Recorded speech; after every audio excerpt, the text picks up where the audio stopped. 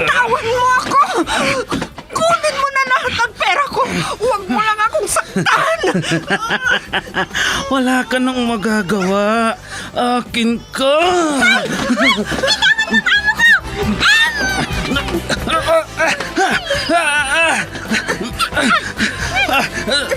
Sino kang pumulupot sa likod ko?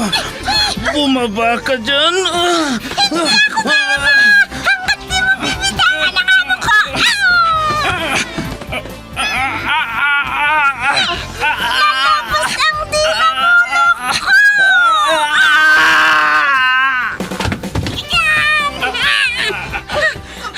Ayan! Natumba na siya, madam! Salamat, Pepita! Salamat! Super Pipita, ang balikbayan na OFW, survivor mula Iraq, palaban sa hirap at nakahandang magsakripisyo sa ikabubuti ng karamihan, kabilang sa mga naturingang bagong bayani ng bansa. Super Pipita, isang dula na kung saan inyong mapapakinggan ang iba't ibang pakikipagsapalaran ng isang OFW. Super Pipita, mula sa Lovelet Artist and Talent Center Drama Productions, handog sa inyo ng #1 and most trusted radio network in the country, Bombo Radio Philippines. Basta Radio Bombo.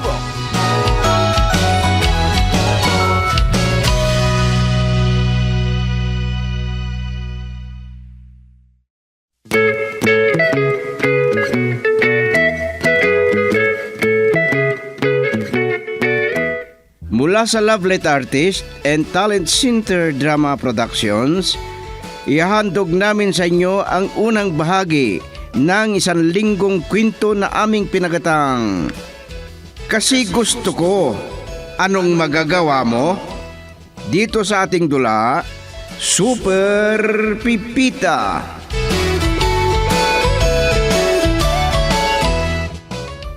Ano bang lagi niyong pinagbabangayan ni Itay, Inay? Hindi ba kayo nahihiya sa mga kapitbahay? Baka isipin nila wala na tayong makain. Yang nanay mo, parang hindi kumakain. Kahit na gaano kasarap ang ihanda sa pagkainan, hindi magkalaman. Anong hindi magkalaman ang sinasabi niyo, Itay? Hindi ko kayo maintindihan. Ang ibig kong sabihin, tumaba. O ano, naiintindihan mo na?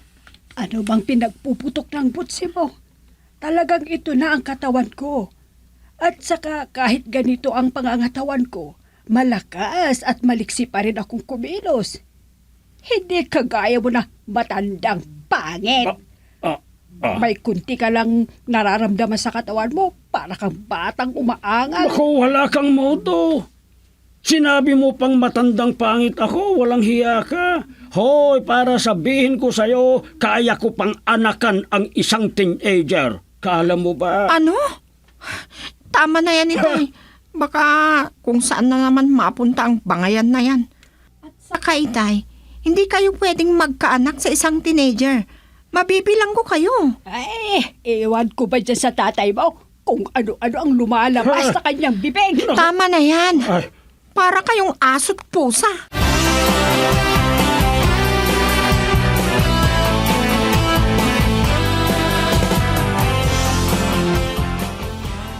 Tamang-tamang pagbabakasyon mo, Pipita.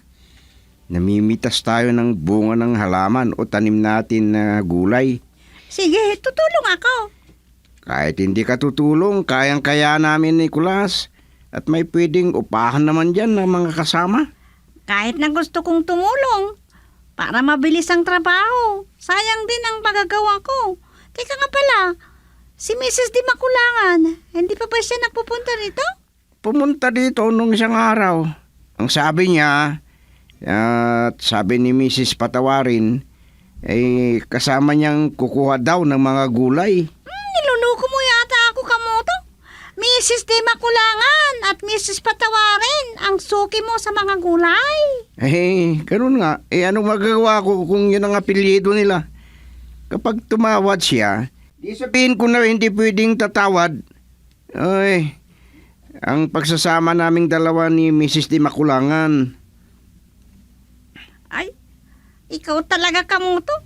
Parang pinaglalaran mo lang mga apelyido ng mga tao. Nagbibiro lang ako.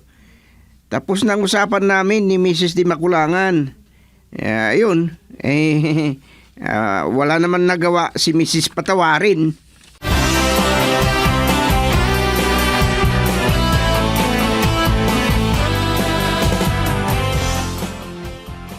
Hindi ko matawagan si Ate Susan, inay. Baka nag-aaway na naman silang dalaw ng asawa niyang si Billy. Hindi ata sila magkasundo ng asawa niyang Amerikano, anaw. Sinabi niyo pa. Hindi niya yata nahahawakan ng sahod ng kanyang asawa. Pihikan kasi ang ate mo. Pinintasan niya si Berto. Hindi daw nagpapagupit. At ayaw niyang makipag-asawa sa isang mahirap. Ngayon, mayaman na si Berto dahil nagsiman at negosyante rin ang kanyang napangasawa. Talagang ganyan ang kapalaran ni Nay. Ay hindi sila itinadhana. Saka pala, nasa ang itay? Ay, nakatakas na naman ang tatay mo. Malamang nandun sa tindahan at nakikipag-inuman na naman siya.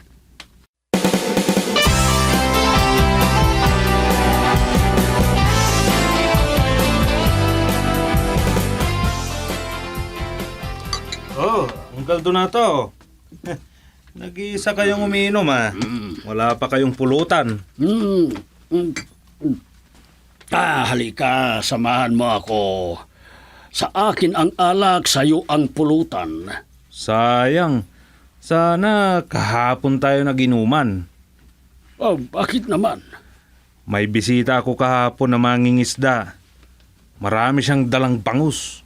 Binigyan pa ako ng talaba. Nakau, ganun ba? Sayang. Di bale, pagtyaga na lang nating inumin itong alak na walang pulutan.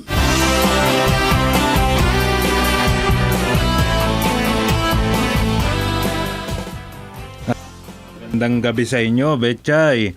Ante Esperanza. I-deliver ko na itong door-to-door na order nyo na parcel.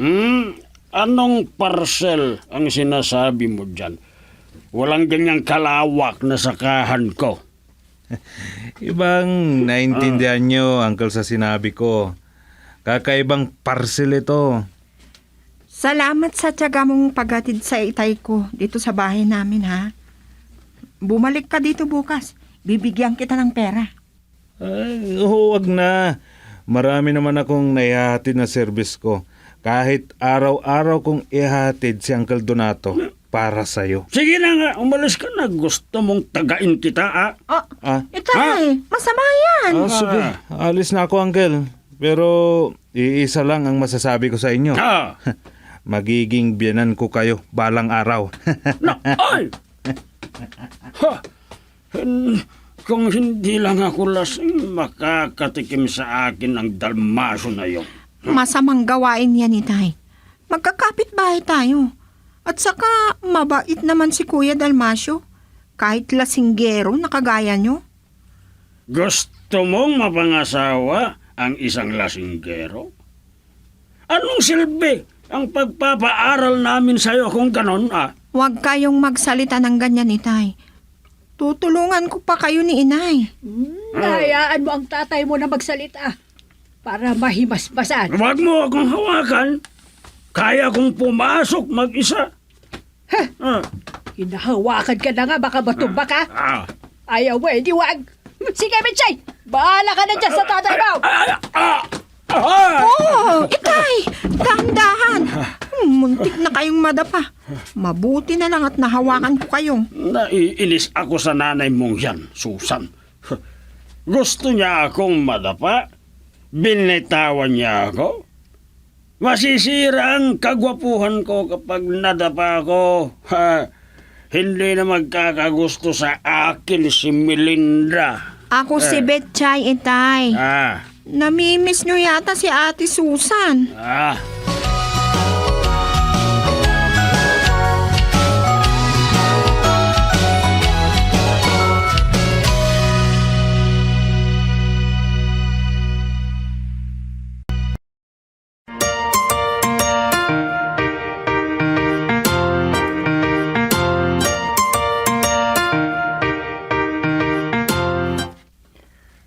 Oh, Kulas. Gabing-gabi na, dumatawag ka pa rin. Pumunta ka na lang dito. Dito kina Pipita.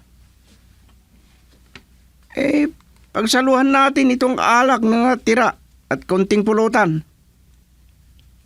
Halika na, para may kasama kong iinom. Ha? Hindi ka iinom ngayon? Wow, himala! Ang bait mo naman. Anong sabi mo? Hindi matutuloy yung tutulong sa atin? Ah? Ano? Kamag-anak yata sila ni Bato kamo? Ah, batugan. Okay lang. O sige, kung ayaw mo, di wag mo. Hindi naman kita pipilitin. O sige, sige. Bahala na akong dumiskarte. Maghahanap ako ng iba na tutulong sa atin. Sige na. O sige, bye-bye. Ay nako. Sino yung sinabi mo na ayaw tumulong bukas? Kahit hindi ko sasabihin ang pangalan. Kilala mo na siya. Hindi daw sila tutulong. Hindi bale, andito naman ako na tumulong sa inyo, Nicolas. Siguro marami na silang pera kaya ayaw na. Ay, ganun ba? Gaya ng sinabi ko, andito naman ako. Handa akong tumulong sa inyo. Wag na ako nang bahala. Ay, naku, naantok na ako. Hindi ko pa na naubos Malalim ang na alak. kasi ang gabi. Sige, magpahinga ka na. Magpahinga na rin ako. Bukas ulit.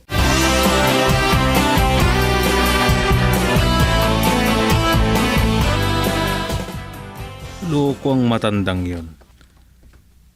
Hinatid ko na hanggang bahay nila. Tatagain pa ako. Kung hindi ko lang iniisip si Betchay, baka binugbog ko na yon. Tatawagan ko nga si Betchay. Siguro, gising pa yun hanggang ngayon. Ano kayang idadahilan ko? Kung tatanungin ako kung bakit ako napatawag. Maganda si Betchay. Parang ang ate niya na si Susan. Maganda ang katawan. Ayan. Nagre-ring na ang cellphone niya.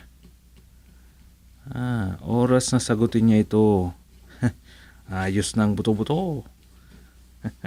Hello? Ang ganda talaga ng boses mo, Betchay. Parang diwata sa kagubatan. Bulero ka talaga, Kuya Dalmasio. Kung sakaling magawi ka dito sa bahay namin at wala ako, iiwan ko na lang kay inay yung pera na pinanghatid mo kay itay. Sa kanya mo na lang kunin, ha? Huwag na. Huwag mo nang isipin yon. Kahit araw-araw ko pang ihatid sa inyo ang tatay mo. Okay lang. Siya nga pala. Napatawag ka, Kuya.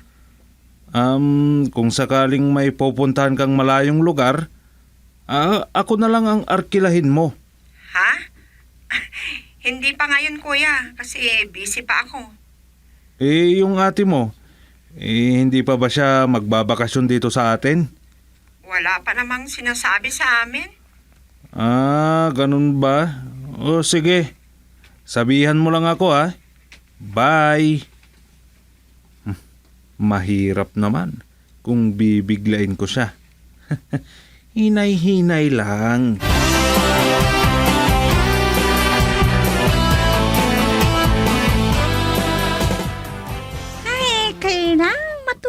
ko si Kamuto bukas.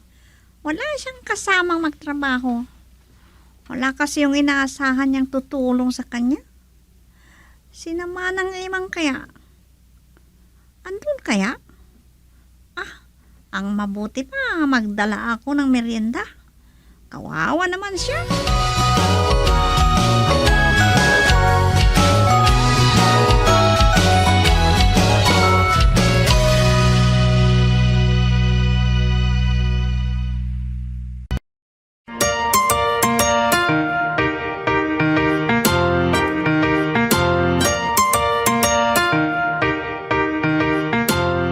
Ay nako, tanghali na pala, Esperanza.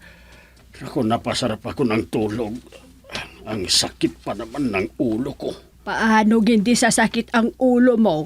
Sobrang kalasingan mo kagabi. Baka hindi mo pa maalala kung paano ka nakauwi kagabi. Siyempre, naglakad ako. Talagang hindi mo alam kung paano ka nakauwi. Inihatid ka ni Dalmasio dito. Ano? Ay, naku. Ay, oo, naalala ko na. Di bale, pinainom ko naman siya. O ano, natawagan niyo na si Susan? Ilang beses namin siyang tinatawagan. Hindi naman siya sumasagot. Nako, iba na ito. Ay, siya maghintay sila kung anong gagawin ko.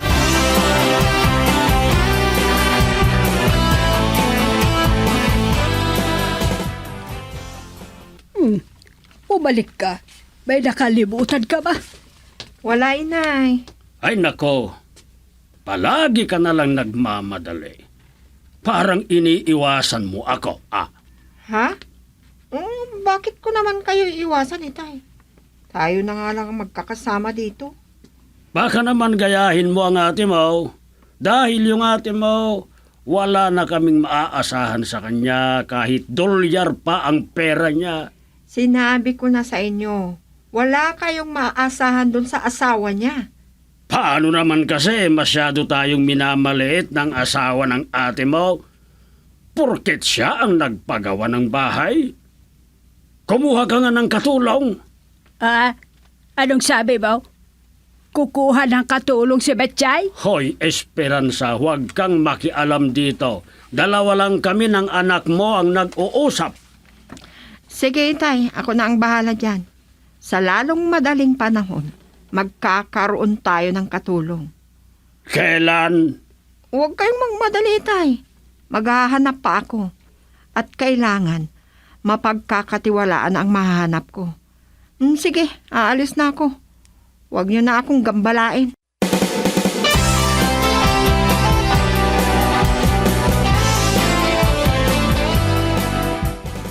Mabuti na lang at pumayag si Manang Imang na magluto ng pananghalian natin. Kayang-kaya niyang lutuin ang lahat ng recipe na gusto ninyo. At ako naman ang tutulong sa inyo sa pamimintas ng mga gulay. Nasanay na rin si Manang. Mas gusto pa niyang magluto kaysa mamitas ng gulay. Hindi siya mahihirapan. Hindi siya mangangati. Hindi naman mahirap ang mamintas ng mga gulay Ako nga, hindi napapagod. Kasi marami tayo. At may kausap habang natatrabaho. Hindi mo nararamdaman ang pagod. Hindi mo namamalayan ang paglipas ng oras. 5 lang tayo ngayon. Tinamad na si Tandang Apyong. Matanda na kasi. Mahirapan na siya, syempre. Mahirapan ngang tumayo Kung ganon, mas malakas pa si Tandang Upong. Ay, ganun ba? Oo. Kumusta na pala siya? Matagal ko nang hindi nakikita. Ay, marami siyang tanim na upo ngayon. Ha? Ikaw talaga, Kamoto. Lahat na lang ng sinasabi mo, biro. Eh, paano? Kapag hindi ako nagbibiro, madali kang mapagod. Pinapatawa lang kita.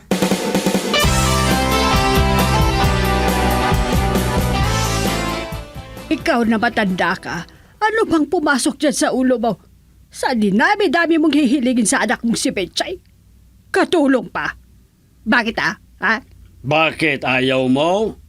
Hindi ka na mahirapang maglinis ng bahay, hindi ka na mahirapang maglaba, o hindi na magaspang ang mga kamay mo. Ay, hindi ako sanay kapag walang ginagawa.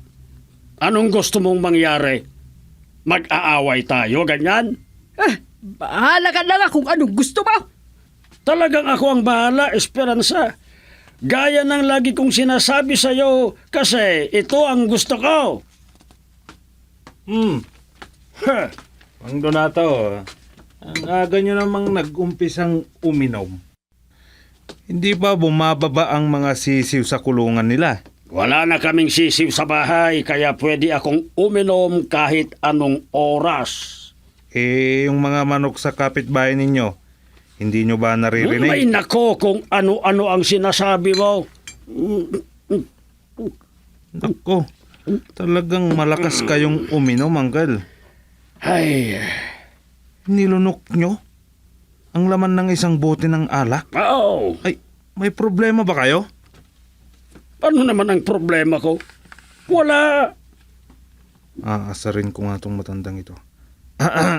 Uncle, malapit ka nang magkamanugang ulit. May nanliligaw na kay Betchay. Ano? Oo, Siguraduhin mo yung sinasabi mo, ha? Talagang maglalasing ako sa sinabi mong yan.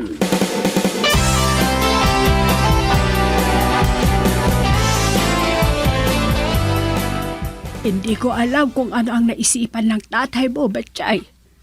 Hindi natin kailangan ng katulong. Siguro, nainggit sa mga kapitbahay na may kanya-kanyang kasama sa bahay. Hayaan nyo na lang, inay. Ayaw nyo niyan. Hindi na kayo mahirapang maglaba at maglinis ng bahay. Kaya ko pa naman. May nakausap na ako kung saan pwedeng kumuha ng katulong. Ang tatay nga pala, baka lasing na naman yun kapag umuwi. Lumabas ang mga siga! Magtutuos tayo! Kasasabi ko lang sa inyo, inay. Ayan, naghahamon na ang itay. Anong pinagsasasabi niyo? Buntis si Betchay! Ah, Mga walang hiya kayo! ano? Buntis ako? Lumabas kayo! Paano ako mabubuntis? Wala namang nanliligaw sa akin. Paano nangyari yun?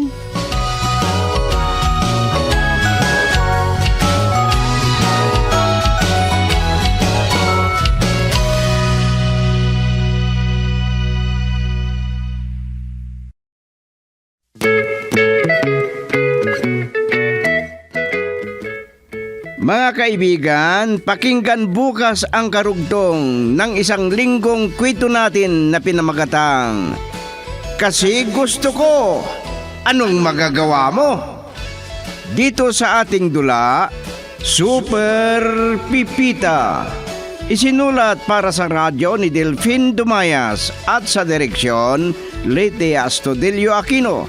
Handog sa inyo ng number 1 and most trusted radio network in the country, Bumbo Radio Philippines. Basta Radio, Bumbo.